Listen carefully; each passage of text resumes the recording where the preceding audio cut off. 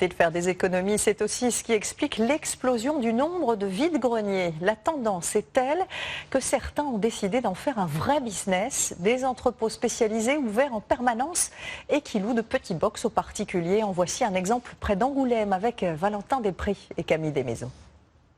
On y trouve d'étranges souvenirs de voyage, des visages bien connus ou bien ici cet appareil pour cuire des chips, pourquoi pas. Des objets inattendus, il y en a dans ce hangar partout.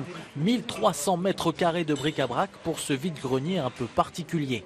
Car celui-ci a lieu en intérieur et reste ouvert 6 jours sur 7 pour faire de bonnes affaires. Les week-ends, je suis rarement libre. Donc le soir, en sortant du travail, hop, on fait un saut. Les brocantes, c'est sur le terrain, c'est pas forcément toujours un environnement. Des fois il pleut, on est les pieds dans la gadoue, enfin c'est rare, donc là c'est bien. Ce nouveau concept, c'est le vide-grenier permanent.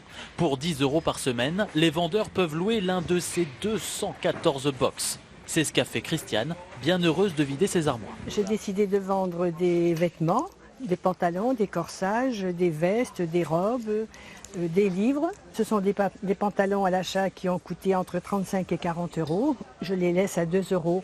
Ces étiquettes personnelles permettront d'identifier ces objets lors des ventes. Elle n'a donc pas besoin de rester derrière son stand toute la journée. Une fois par semaine, je viens pour mettre un petit peu d'ordre. Et puis bon, là, si ça ne part pas, bien je baisse le prix. Puis après, je ne me casse pas la tête. Toutes les opérations sont gérées par les 3 employés du magasin, contre une commission tout de même de 35% par transaction. Soit pour cette boîte aux lettres vendue 5 €, 1,75 € pour le magasin, le vendeur ne récupère que 3,25 €. Mieux vaut donc réfléchir avant de s'engager. Ils vont louer un stand de 2 mètres de long. Il faut quand même qu'ils aient pas mal de marchandises pour pouvoir l'approvisionner sur tout le temps de la location. Et il ne faut pas mettre des produits qui seraient susceptibles d'être mis à la poubelle quasiment aussitôt, mais des produits quand même qui peuvent avoir une deuxième vie. Pour l'heure, la formule fonctionne. Les réservations de box sont ici déjà pleines pour 3 semaines. L'enseigne ouvrira 4 nouveaux magasins en France d'ici la fin.